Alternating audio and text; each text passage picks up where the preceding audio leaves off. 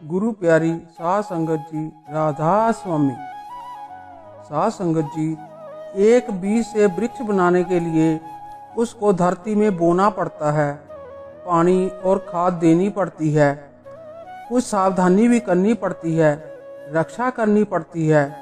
ऐसे ही बीज रूपी शब्द से वृक्ष बनाने के लिए कुछ सावधानी करनी पड़ती है। सावधानियां इस प्रकार हैं: किसी निगुरे का संग ना करें, आचार और विचार को शुद्ध रखें, काम और क्रोध से बचें, अनावश्यक ना बोलें ना सुने, व्यवहार को शुद्ध रखें, शुद्ध और सात्विक लोगों का संग करें, जो आध्यात्मिक कम हो उसकी संगति ना करें, किसी से घृणा और नफरत ना करें, किसी से ईर्ष्या और जलन ना करें, संसारी लोगों से जितना संपर्क कम हो उतना ही अच्छा, सबसे प्रेम करें, निंदा चुगली से दूर रहें, लोभ मोह अहंकार से दूर रहें, समय का सदुपयोग करें, अंतर्मुखी बने, एकांत में बैठें और ध्यान करें। साध संगत जी, साधारण से दिखने वाले मनुष्य में इतनी शक्तियां छुपी होती हैं कि हजारों जन्मों के कर्म बंधनों और पाप तापों को काटकर अपने अमर आत्मा में प्रतिष्ठित हो सकता है। परंतु मनुष्य कुछ विचारों के कारण पशु की भांति जीवन जीता है, व्यर्थ के तुष से भोग विलास में ही अपना अमूल्य जीवन बिता देता है। हमें हमारे गुरु ने जो नाम दिया है, जो शब्द दिया है, उस शब्द के एक बीज को इसे हमने एक विशाल रूप देना है, एक विशाल वृक्ष की भांति इसे खड़ा करना है। परंतु इसके लिए हमें उस बीज की रक्षा करनी है, सावधानी बरतनी है। जैसे पीपल का एक वृक्ष होता है, उस वृक्ष के छोटे से बीज में बहुत बड़ा वृक्ष छुपा हुआ है। जैसे छोटा सा बीज ऊंक मारने मात्र से उड़ जाता है, चुल्लू भर पानी में बह जाता है, परंतु यदि इस बीज को योग्य जीवन में बोकर, उसे खाद देकर, समय पर पानी देकर यदि इसकी सुरक्षा की जाए तो ये बहुत बड़ा विशाल वृक्ष बन जाता है। फिर ये तूफानों में भी अडिग रहता है और कल्याणकारी कार्य भी करता है, यात्रियों को छाया भी देता है, पक्षियों का आश्रय भी बनता है और विश्राम स्थान भी बन जाता है। कई यात्री आते हैं, बेचारे थक हार के उस वृक्ष के नीचे आराम करने पक्षी अपना आश्रय बनाते हैं। ऐसे ही जीव के अंदर भी शिव तप जीव समाहित है, छुपा हुआ है, उसे एक विशाल वृक्ष बनाना है, परंतु उसके लिए हमें सावधानी बरतनी पड़ेगी। ठीक वैसे ही सावधानी जैसे गर्भवती माता अपने बच्चे को संभाल करती है, सावधानी करती है। कौन सी सावधानियां करती है? एक खान पान, दूसरा आचरण में, तीसरा और व्यवहार में, और चौथा औषधियों और दवाइयों में। ये सारी सावधानी एक माता अपने बच्चे के लिए करती है। वैसे ही जीव में चैतन्य का देवी बीज बोया हुआ है, तो हमें भी ये सावधानी रखनी है।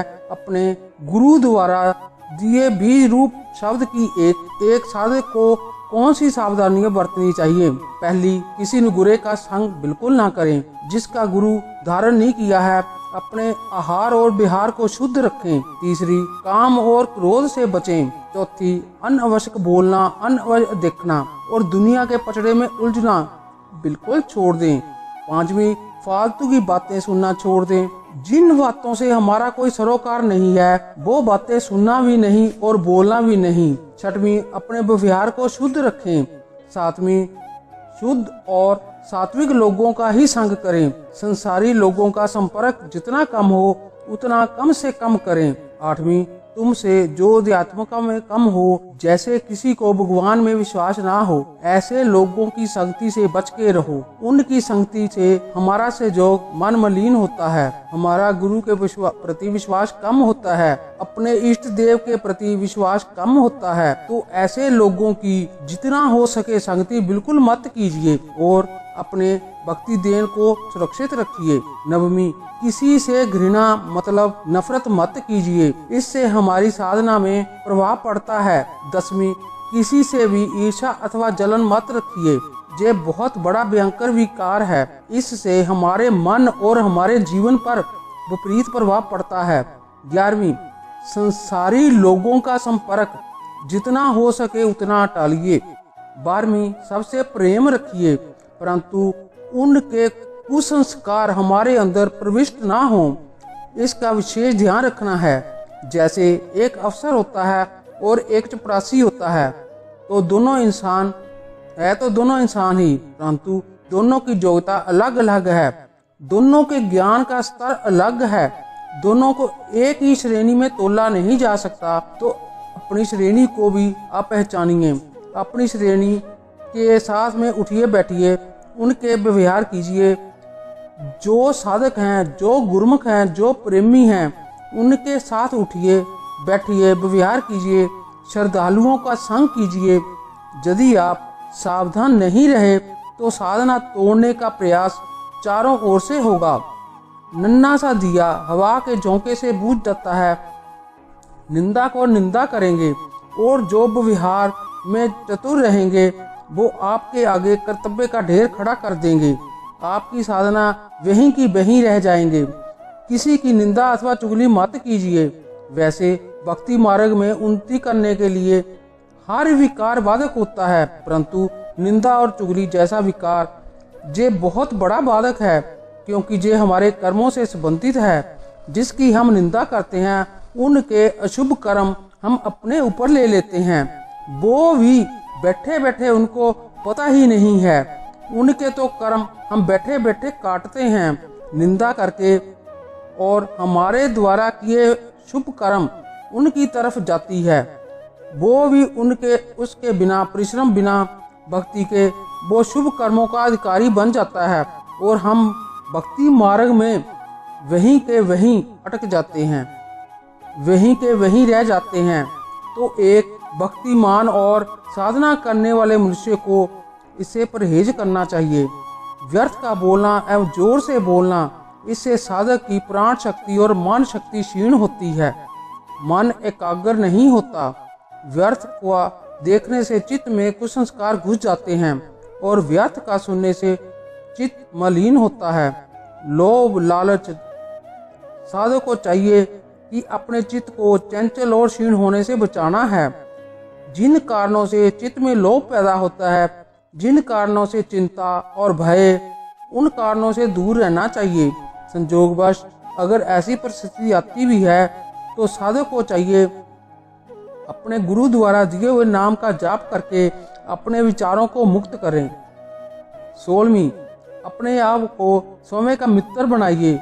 अगर आपको साधना में उन्नति करनी है तो सजग रहकर अपने समय का सदुपयोग करना है, क्योंकि इस लक्ष्य की पूर्ति के लिए जीवन में थोड़ी बहुत दृढ़ता बहुत जरूरी है।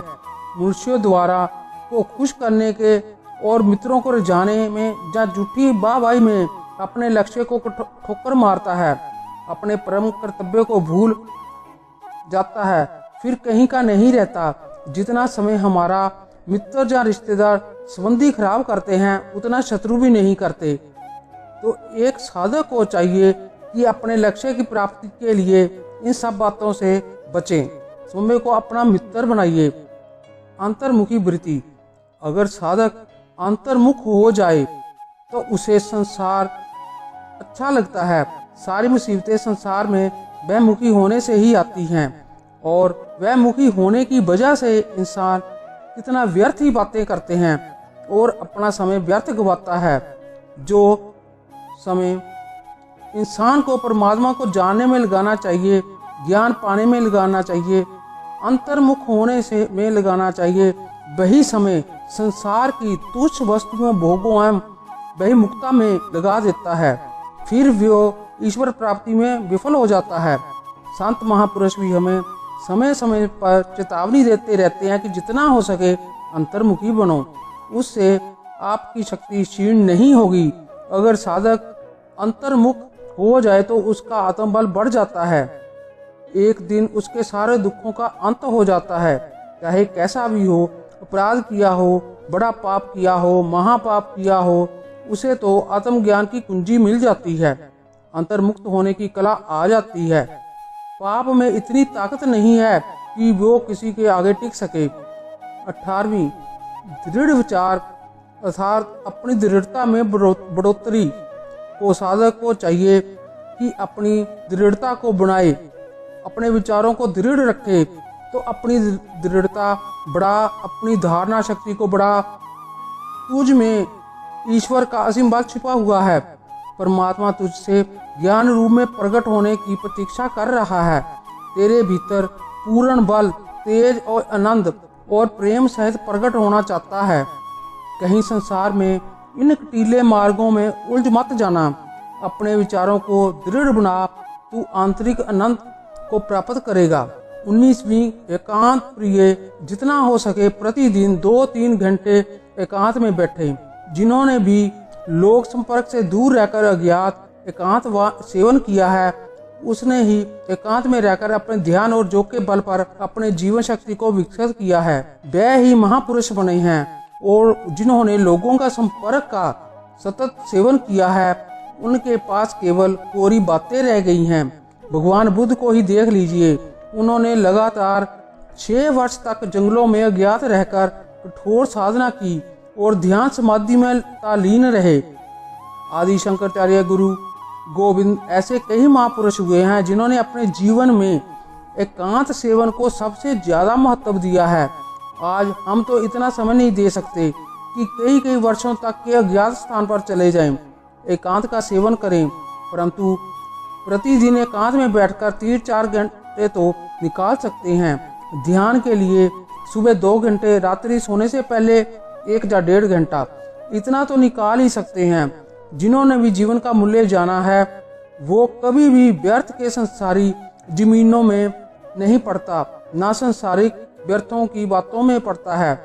ऐसे लोग व्यवहार में रहते जरूर हैं, परंतु एकांत में जाने के उत्सुक रहती है। अब जैसे देव तो सब हैं, परंतु शिव को महादेव क्यों कहते हैं? उनको जय उपाधि क्यों दी गई है? उनको महादेव इसलिए कहते हैं कि जब भी देखिए तो एकांत में समाधि रहती है। ऐसे ही साधक को जो जीवन है वो संसारी लोगों के जीवन से भिन्न होता है। संसारी लोगों की बातों में, लोभ में, अहंकार का पुत बड़ा हुआ है, परंतु साधक के चित्त में निर्मलता, निर्भीकता, निरंकारता का सुवास होता है। संसारी मनुष्य नश्वर सुख भोग की वस्तुओं का संग्रह करता रहता है, इंद्रिय सुखों को भोगने का उत्सुक रहता है, जबकि एक सच्चा साधक, एक सच्चा गुरमुख संसार के इस नष्ट भोग की वस्तुओं की अपेक्षा न करके अंतर्मुख होता है, आत्मानंद के को पाने की महान रास्ते पर चलता है। संसारी मनुष्य तो किसी की भी निंदा स्तुति करके, किसी में राग द्वेष करके अपने चित्त को मलिनता की खाई में डालता है, और साधक वृंदा स्तुति, मानक राग द्वेष को चित्त की वृत्तियों का खिलवाड़ समझता है, अपने भीतर की आत्मा में गोता मारने का प्रयास करता है।